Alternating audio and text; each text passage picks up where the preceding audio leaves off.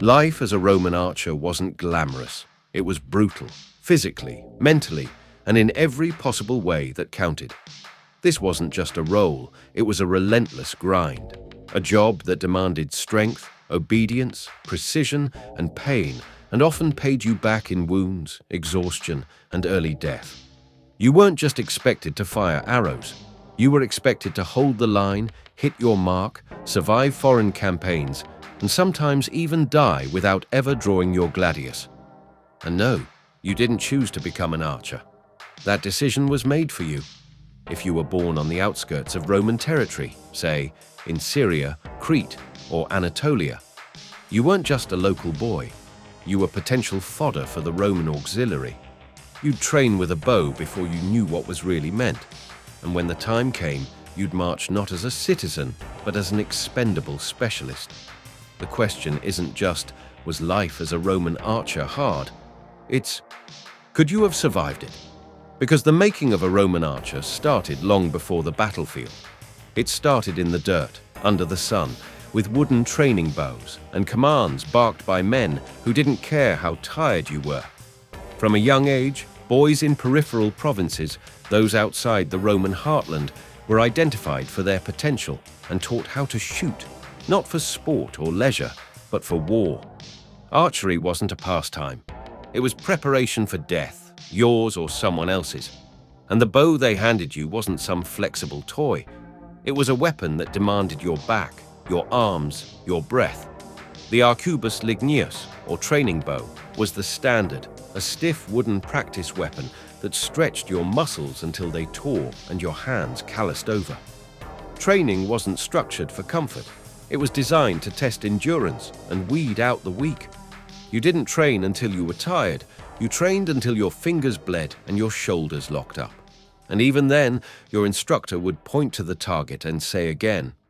Accuracy was important, but stamina was non-negotiable. Roman archers were expected to fire off 10 to 15 arrows per minute, and not just while standing comfortably on solid ground. You had to hit targets while moving, while crouching, while dodging, all in leather armor, sometimes with javelins strapped to your back. A Roman archer didn't just know how to shoot. He knew how to move through chaos and still hit steel, because chaos was the standard. The Roman military was ruthless in its efficiency, and the archers were no exception. You weren't a soldier unless you could perform under pressure, and Roman archery demanded that you do it under fire. That's why the bow you used wasn't just some flexible stick. It was the composite bow, a layered beast made of wood, horn, and sinew. It wasn't native to Rome, but they learned quickly. After losing catastrophically to mounted archers at the Battle of Carrhae in 53 BC, where thousands of Roman soldiers were wiped out by Parthian cavalry, Rome understood that brute force wasn't enough. They needed range. They needed speed. They needed bows that could pierce armor from hundreds of meters away. They needed you. And if you weren't Roman by blood, that was fine. They'd still send you to fight and die under the Roman banner. The auxilia, or auxiliary forces, were built for this exact purpose. These were the specialists, the archers, the slingers, the cavalrymen. They weren't given citizenship, but they were given armor, weapons, and orders. As an auxiliary archer, you were recruited from provinces like Crete, Syria, and Thrace, places where the bow had long been a cultural weapon. You were trained, organized into Sagittari units, and deployed wherever Rome needed blood drawn from a distance. You'd stand on the flanks, fire volley after volley, and then vanish behind the heavy infantry, ready to rain down death when ordered. But don't mistake distance for safety. The bow gave you reach, not protection. Archers were often the first to be targeted once the enemy realized where the pain was coming from. If your arrows did damage, you became a priority target. You had to move fast, aim faster, and hope your sword arm wasn't rusty, because when the enemy charged and lines collapsed, your bow became dead weight, and the enemy didn't care that you weren't a citizen. You wore the eagle of Rome. You bled like one. Your equipment didn't help much either. Most archers weren't decked out in heavy armor. You carried a quiver, a curved bow, maybe a dagger, and sometimes javelins. If your commander liked you, you might get reinforced leather or a basic mail vest. If not, it was tunic and grit. And yet, your job was vital. You softened enemy formations, harassed cavalry, and disrupted flanks. You broke morale with sharp steel from afar, and when needed, you closed the gap and joined the chaos up close. But archery didn't end at war.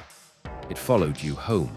Because archery wasn't just a military skill in Roman culture, it was a symbol, a mark of strength, control, and discipline.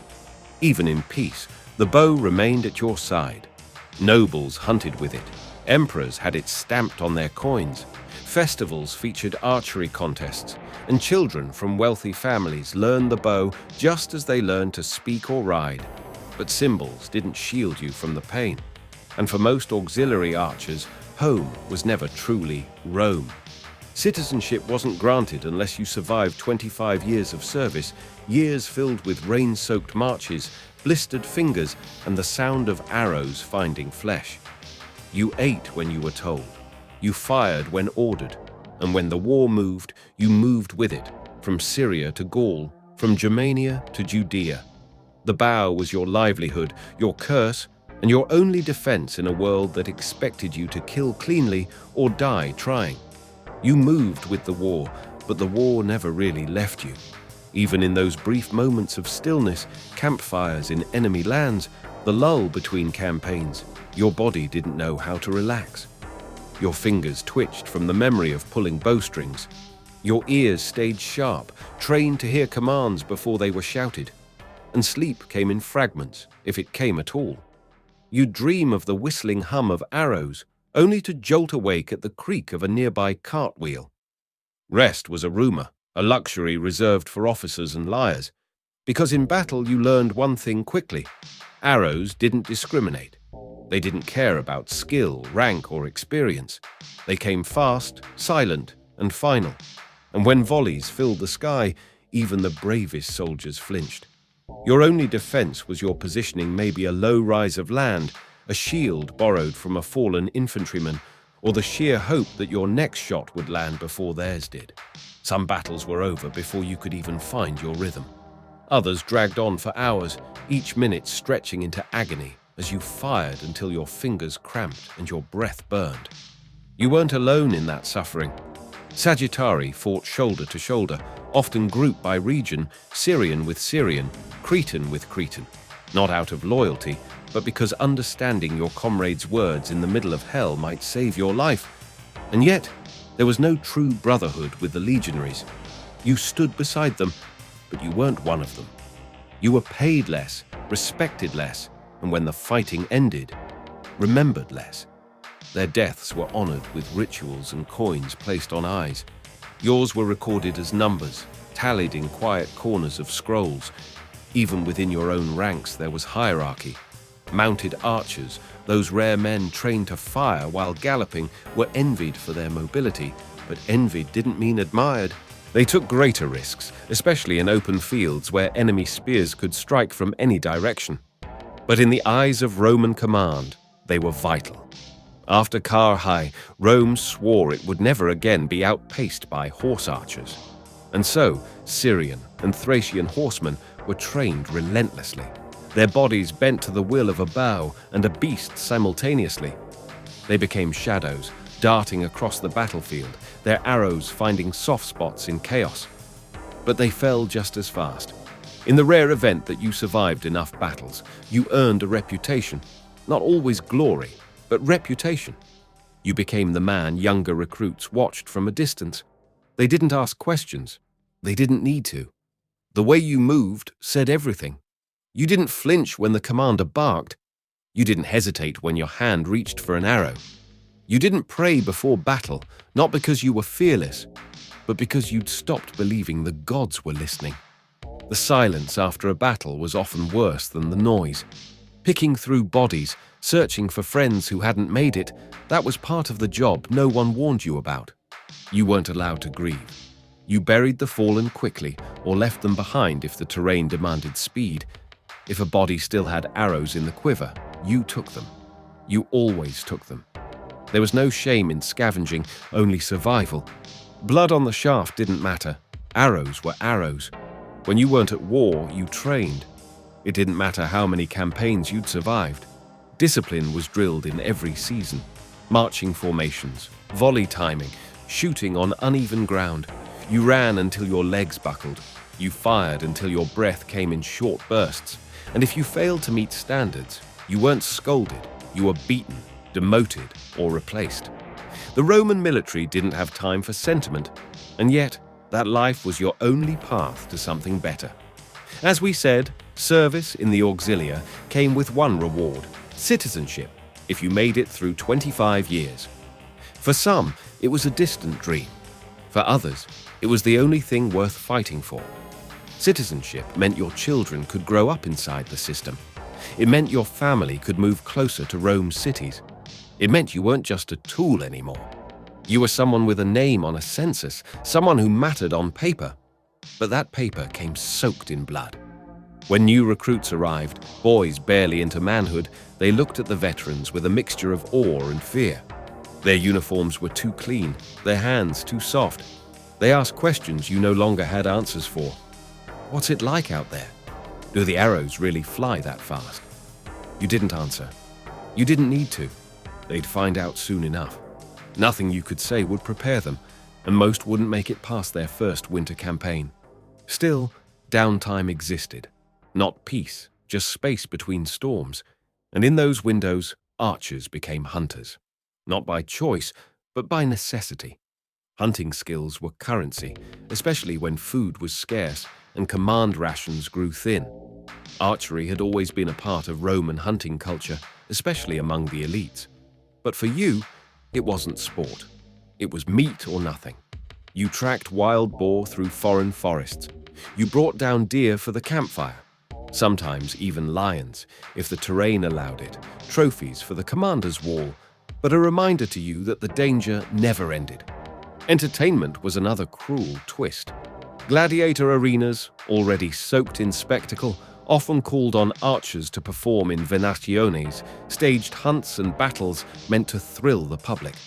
Sometimes you volunteered, sometimes you were volunteered.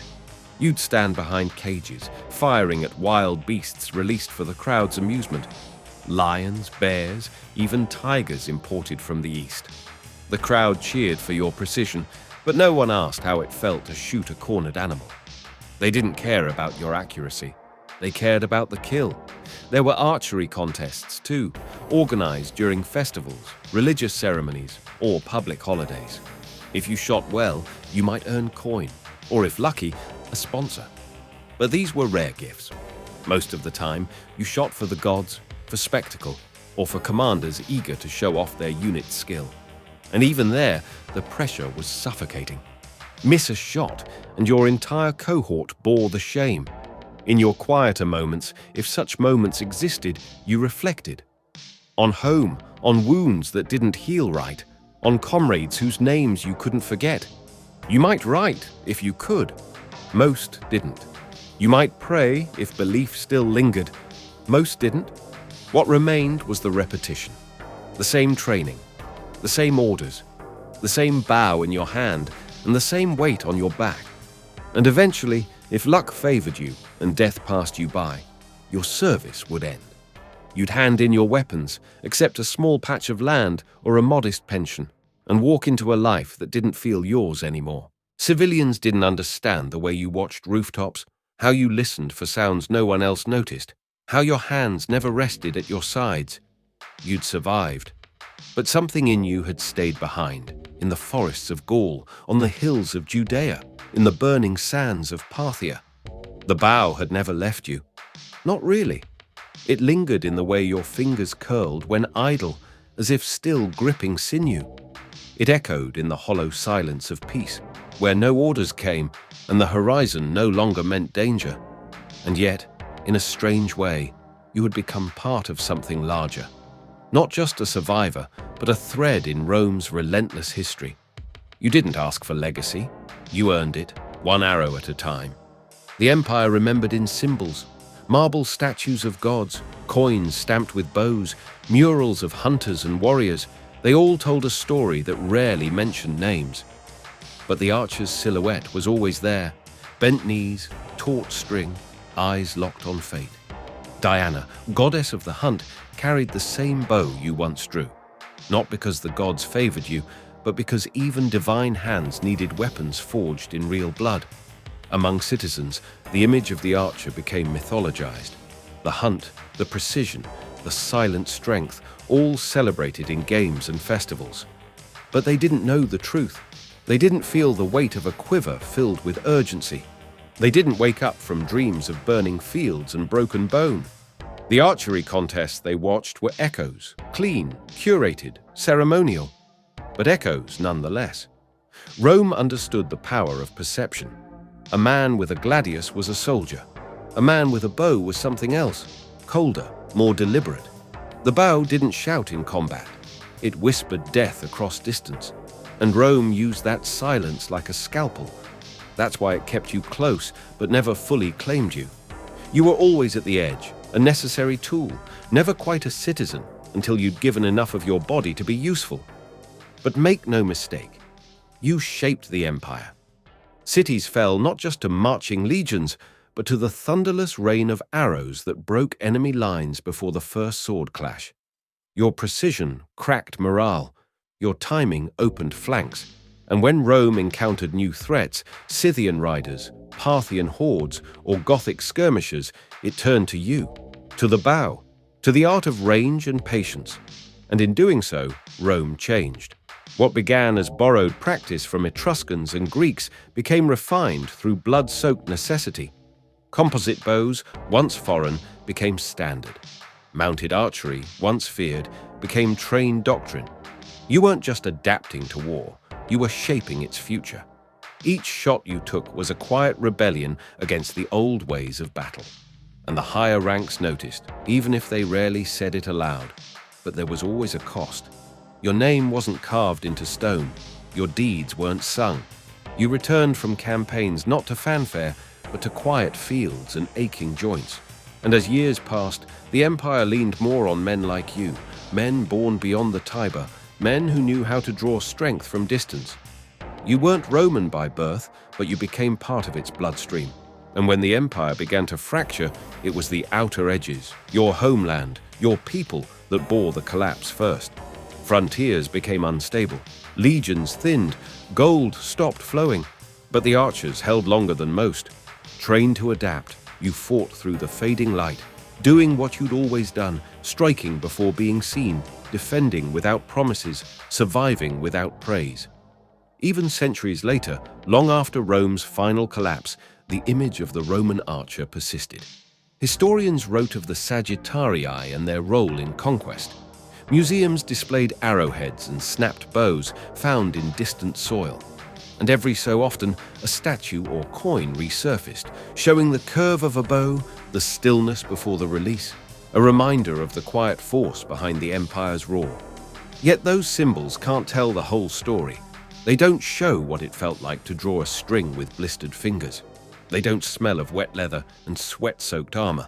They don't hear the snap of tendon under strain or the silence of the dead after a battle ends. That story isn't carved in marble. It's buried in the bones of forgotten camps, whispered in dialects no longer spoken, and carried in the ghosts of men who fired their last arrow without ever being thanked. Because life as a Roman archer wasn't just hard, it was consuming. The training broke your body. The war bent your soul. And the years, if you lived long enough to feel them, taught you that survival wasn't a reward. It was a burden. You gave everything. Rome took everything. And all that remained was the bow in your memory, silent, coiled, waiting. So, if you wonder what it took, ask yourself this. Could you live a life where your skill made you invaluable, but never equal? Could you bleed for a nation that didn't call you its own? Could you train your body to kill with precision, only to be remembered by shadows? Life as a Roman archer was brutal. You didn't just fire arrows, you became one. Could you train your body to kill with precision, only to be remembered by shadows? Life as a Roman archer was brutal. You didn't just fire arrows, you became one.